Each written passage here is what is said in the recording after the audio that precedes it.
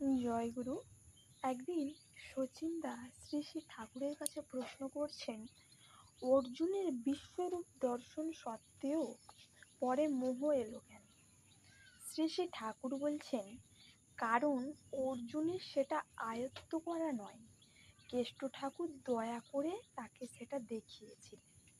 মানুষ সাধনার ভেতর দিয়ে নিজেকে যদি উন্নত স্তরে উন্নীত না করে, তাহলে বাহ্যিক কোনো কারণে তার সাময়িক উন্নতি দেখা গেলেও সেই উন্নতি তার স্বভাবগত, সহজ ও সত্য হয় না।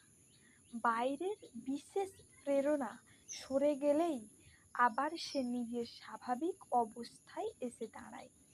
কিন্তু যেভাবেই হোক, মানুষ যদি একবার ভূমার অনুভূতি লাভ করে, তাহলে সেই অনুভূতির স্মৃতি তার মাথায় অল্প বিস্তর থাকে, আর সেই স্মৃতির অনুধ্যানই তাকে ওই অনুভূতি পুনরায় লাভ করতে সাহায্য করে। জয় গুরু।